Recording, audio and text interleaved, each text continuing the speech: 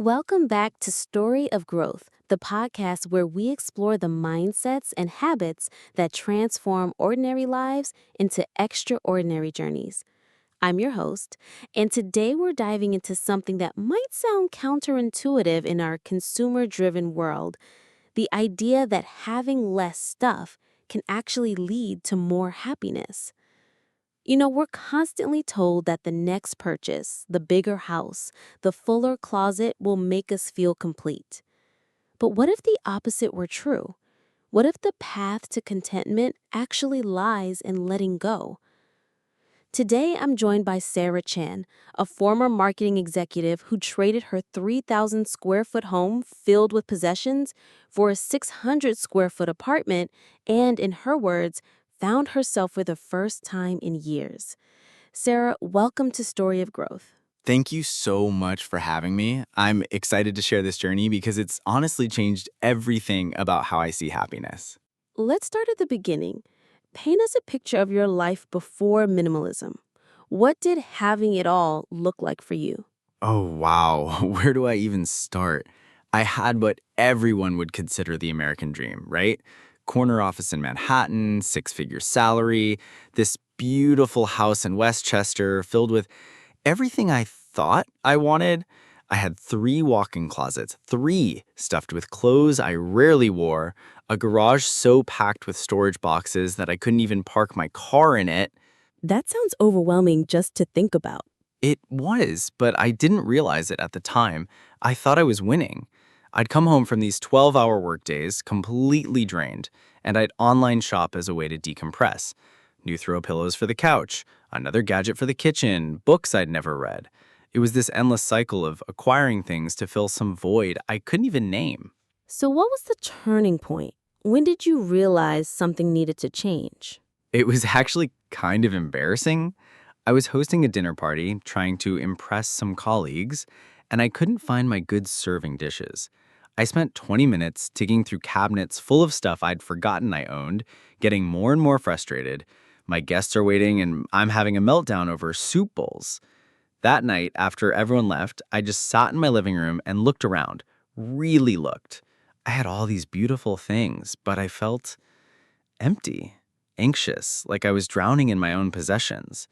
That's when I started questioning whether all this stuff was actually making me happy. That's such a powerful realization, but I imagine making the leap from that moment to actually changing your lifestyle was pretty daunting. Oh, absolutely terrifying. I started small, just cleaning out one drawer, but even that felt overwhelming because I had to make decisions about every single item. Do I need this? Does it serve a current purpose in my life? And when did I last use it? The first few weeks were honestly the hardest. I felt like I was losing parts of my identity. That expensive handbag I never used, wasn't that proof that I'd made it? Those books on my shelf, didn't they show how intellectual I was? I was scared that without all these status symbols, people wouldn't see me the same way. How did you push through that fear? I made a deal with myself. I'd try it for 30 days and see how I felt. I started with clothes. Anything I hadn't worn in the past year had to go. Then kitchen gadgets I'd use maybe once. The key was being honest about my actual life, not the life I thought I should be living. And something amazing happened. As the physical clutter disappeared, the mental clutter started clearing too. I could think more clearly. I felt lighter, like I could breathe again. My home became this peaceful sanctuary instead of a source of stress. That's such a powerful realization, but I imagine making the leap from that moment to actually changing your lifestyle was pretty daunting. Oh, absolutely terrifying. I started small, just cleaning out one drawer, but even that felt overwhelming because I had to make decisions about every single item. Do I need this? Does it serve a current purpose in my life? And when did I last use it? The first few weeks were honestly the hardest. I felt like I was losing parts of my identity. That expensive handbag I never used, wasn't that proof that I'd made it? Those books on my shelf, didn't they show how intellectual I was? I was scared that without all these status symbols, people wouldn't see me the same way. How did you push through that fear? I made a deal with myself. I'd try it for 30 days and see how I felt. I started with clothes. Anything I hadn't worn in the past year had to go. Then kitchen gadgets I'd use maybe once. The key was being honest about my actual life, not the life I thought I should be living. And something amazing happened. As the physical clutter disappeared, the mental clutter started clearing too. I could think more clearly. I felt lighter, like I could breathe again. My home became this peaceful sanctuary instead of a source of stress. What surprised you most about the process? How much time I got back. I wasn't spending weekends organizing and reorganizing stuff anymore. Cleaning became a 20-minute task instead of a whole day ordeal. But more than that, I stopped that constant mental inventory I didn't even realize I was doing.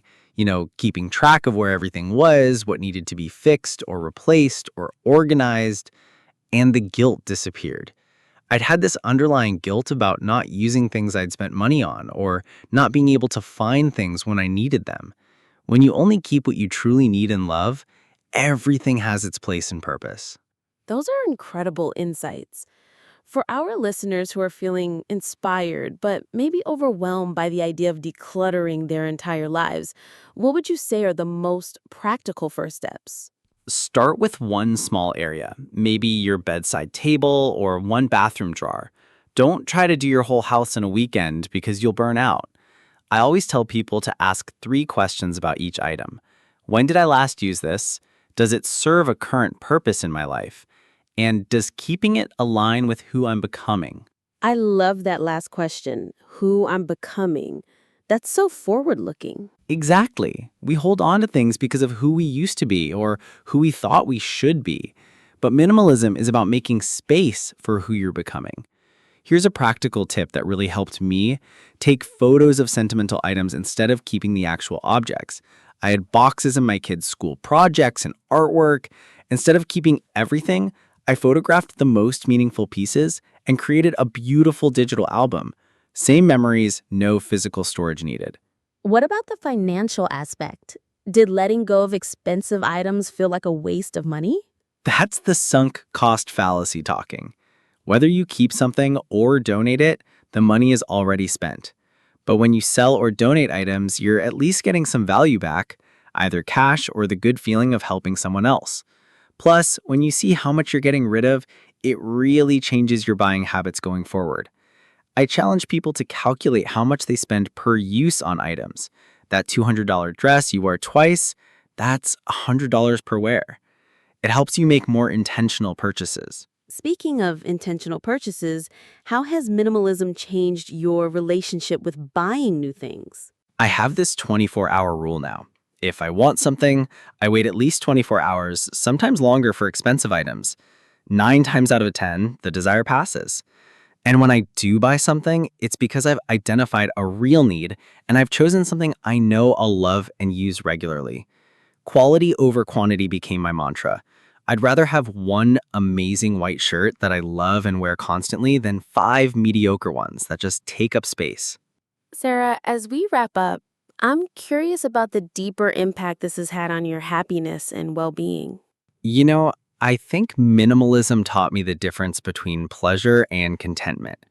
Buying things gave me these little hits of pleasure, but they were temporary. Minimalism brought me contentment, this deeper sense of peace and satisfaction that doesn't depend on external things. My relationships improved because I was more present. My creativity flourished because I had mental space to think.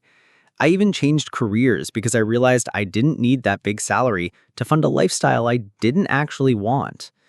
The biggest shift was realizing that I am enough just as I am. I don't need stuff to prove my worth or success. That's incredibly freeing. That's beautiful. For listeners who are sitting in their own overwhelmingly full spaces right now, what would you want them to remember? You don't have to live with the weight of things that don't serve you. Every item you remove creates space, physical space, mental space, emotional space for what truly matters.